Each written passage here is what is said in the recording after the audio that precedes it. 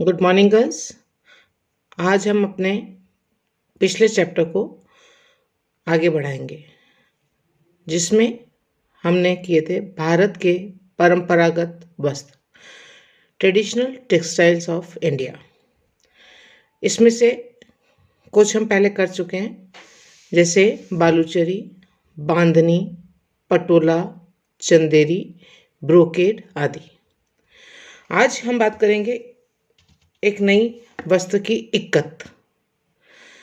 इक्कत जो है वो इंडोनेशिया की भाषा का शब्द है और इंडोनेशिया और जावा की मूल भाषा में इक्कत का अर्थ होता है धागा बांधना। विचित्र बात यह है कि इक्कत वस्त्र बनाने की जो तकनीक है वो भारत से ही इंडोनेशिया गई है। इक्कत तकनीक अपने आप में अनूठी है और बांधनी की ही तकनीक को एक कदम आगे ले जाती है। इसमें धागे को बांधकर रंगा जाता है। वहीं जब हम बांधनी का कार्य करते हैं तब कपड़े के हिस्से को हम धागे से इस प्रकार बांधते हैं कि कपड़े का जो बाकी का हिस्सा है वो ढका रहे, और जब इसे रंग से भरे बर्तन में डुबोया जाता है तो उससे जो तैयार वस्त्र होता है वो राजस्थान का या गुजरात का प्रसिद्ध बंदेज डिज़ाइन तैयार होता है। किसी भी कपड़े को रंगने के इस तरीके को संभवतः विश्व की सबसे पुरानी तकनीक माना जा सकता है। इसी तरीके को हम टाई एंड डाई भी कहते हैं, यानी बांधना और रंगना। लेकिन इक्कत तकनीक अपने आप में अनूठी है और इसी तकनीक को एक कदम आगे ले जाती है। इक्कत तकनीक में धागे को बांधकर रंगा जाता है, यानी वस्त्र के स्थान पर हम किसकी रंगाई करते हैं? धागे की। जाहिर है कि यह तकनीक जरा जटिल होती है। इक्कत की जड़ें भारत में बहुत गहरी है, लेकिन आपको ताज्जुब होगा कि इक्कत नाम इंडोनेशिया की भाषा का शब्द है और इक्कत तकनीक भारत से इंडोनेशिया गई थी। इंडोनेशिया और जावा की मूल भाषा में इक्कत का अर्थ धागा बांधना आदि होता है। यदि हम इक्कत की हिस्ट्री की तरफ जाएं, इतिहास की तरफ जाएं, तो भारत में इक्कत परंपरा सैकड़ों सदियों पुरानी है। 1500 साल से भी ज़्यादा पुरानी अजंता की गुफाओं के भित्ति चित्रों में इसका संदर्भ मिलता है। भारतीय उपमहाद्वीप में भित्ति चित्रों में इस जटिल कला को देखा जा सकता है। भारतीय वस्त्रों की विशेषज्ञ और इतिहासकार डॉक्टर लौतिका वरदराजन बताती हैं कि अजंता के भित्ति चित्रों में भारतीय कपड़ों की शैलियाँ देखी जा सकती है। इनमें बांधनी, इक्कत और अन्य कई शैलियाँ भी शामिल हैं। डॉक्टर वरदराजन के अनुसार समय के साथ इक्कत की डिज़ाइनों में भी इजाफा होता रहा है और जिसे आंध्र प्रदेश में लपक्षी मंदिर वीरभद्र स्वामी में देखा जा सकता है। इसी प्रकार इतिहासकार अर्चना राय कहती हैं कि गुजरात के इक्कत का संदर्भ बौद्ध ग्रंथ के ललिता विस्त्र सूत्र में मिलता है। ये ग्रंथ 30वीं शताब्दी में लिखा गया था और इसमें विचित्र पटोलका नामक के कपड़े का जिक्र है। राय के अनुसार 12वीं शताब्दी में लिखे सोमेश्वर के मान सोल्लास में भी टाई एंड डाई टेक्निक से रंगे वस्त्रों का उल्लेख मिलता है। मानसोल्लास में वर्णित कपड़े विचित्रानी, पट्टासूत्र और नानायान विचित्रयानी को राय पटोला की किस्में मानती हैं। यानी ये कुछ प्रकार हैं जिनमें पटोला के वस्त्र बनाए जाते थे। तो यहाँ पर आप गौर करने की बात यह है कि पटोला भी एक प्रकार का इक्कत वर्क ही है। माना जाता है कि भारत के इंडोनेशिया और जावा के साथ सदियों पहले व्यापारिक संबंध थे। व्यापारिक संबंधों की वजह से भारत से पारंपरिक वस्त्रों की कई किस्में इंडोनेशिया भेजी गई थी। ज़्यादातर विद्वानों का मानना है कि इक्कत कपड़ा पहली बार भारत से बाहर 12वीं शताब्दी में गया था और फिर 17वीं तथा 18वीं शताब्दी आते आते इसका व्यापार बहुत बढ़ गया। दक्षिण पूर्व एशिया में इक्कत का कपड़ा दुल्हन के लिए खासकर लाया जाता था और इस तरह वहां पर भी इक्कत बुनकर केंद्र बन गए।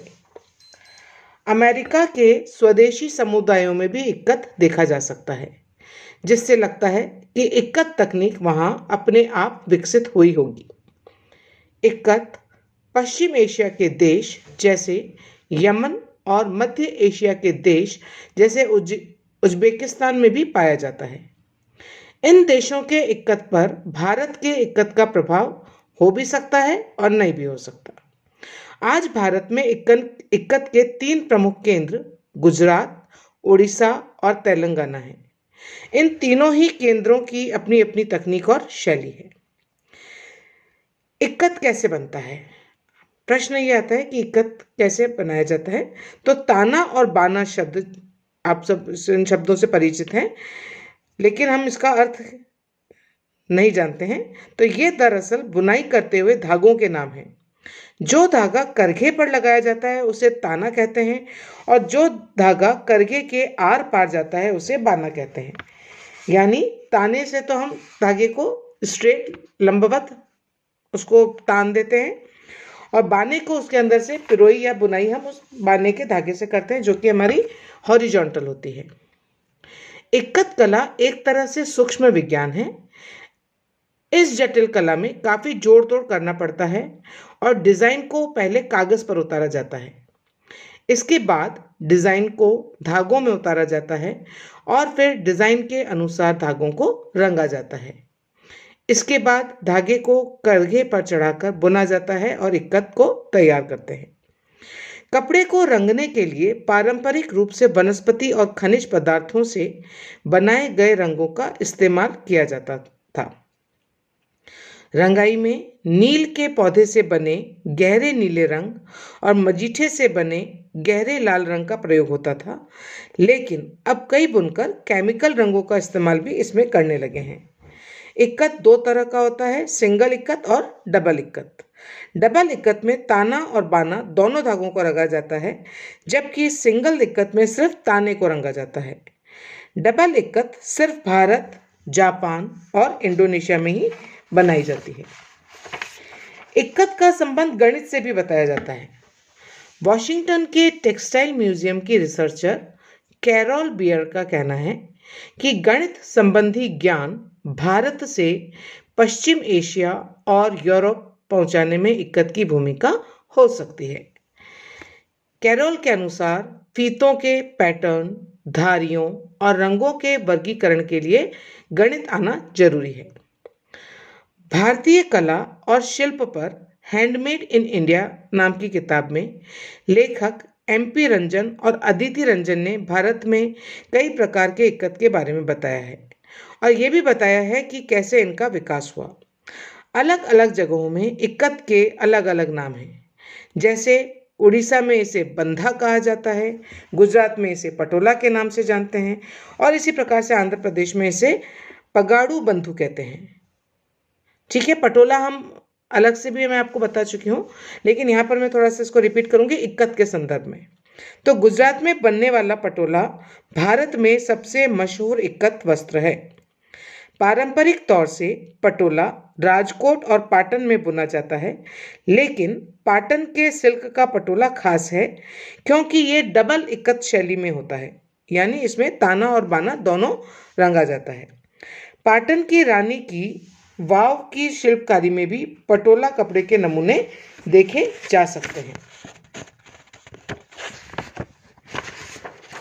पाटन का पटोला साल्वी समुदाय बनाता है जो महाराष्ट्र और कर्नाटक से यहाँ आए थे। किंवदंतियों के अनुसार 12वीं शताब्दी में सोलंकी सम्राट कुमारपाल ने पूजा के लिए सिल्क का खास कपड़ा बनाने के लिए जालना से साल्वी समुदाय के बुनकरों को बुलवाया था। कहा जाता है ये कपड़ा सिर्फ एक बार पहनता था और उसे दान कर देता था या फिर उसे बेच दिया जाता था।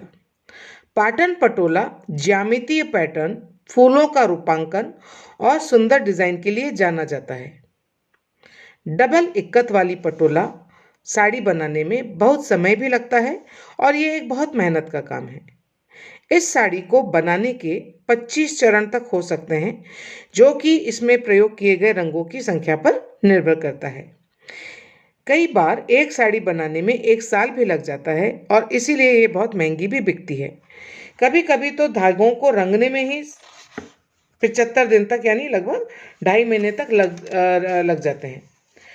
पाटन में आज 2 से 3 परिवारों ने ही पटोला की परंपरा को संभाल कर रखा है और उन्होंने पाटन शहर में एक छोटा सा म्यूजियम भी बनाया है।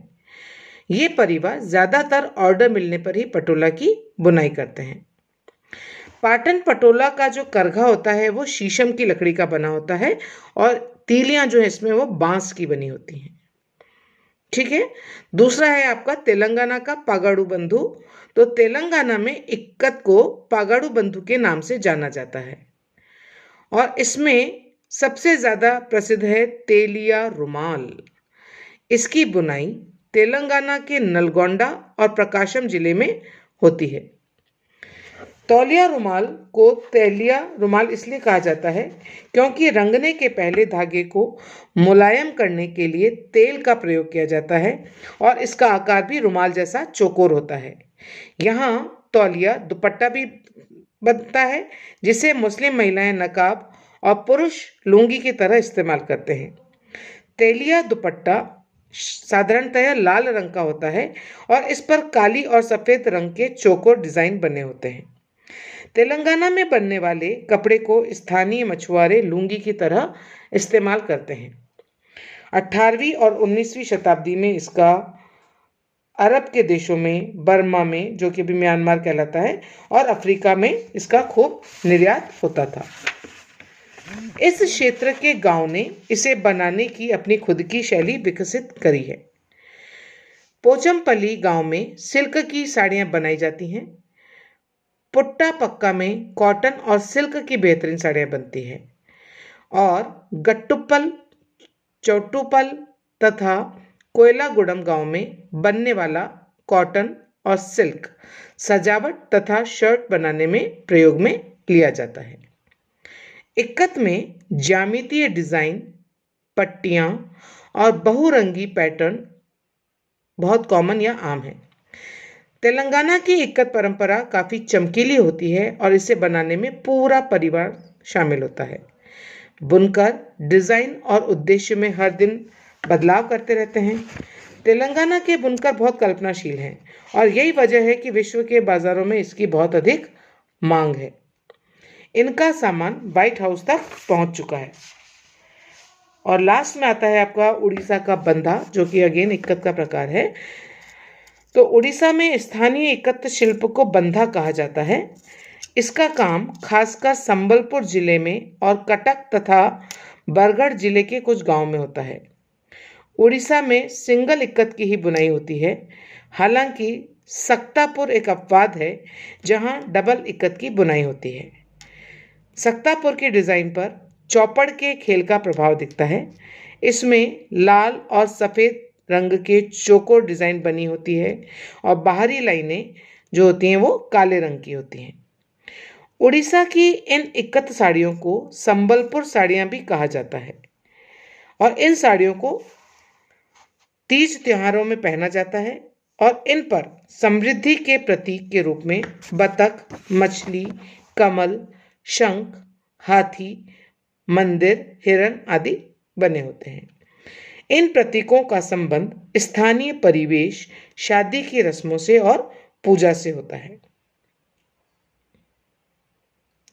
विश्व के विभिन्न हिस्सों में इक्कत के विकास से हमें हमारी कपड़ों की साज सज्जा की जरूरतों का भी पता चलता है। तो ये थे सारी बातें इक्कत के बारे में, जो कि एक बहुत ही प्रचलित विधि है जिसके माध्यम से हम विभिन्न प्रकार के वस्त्र तैयार करते हैं। That's all about ikat. Next class में अगली क्लास बोलेंगे।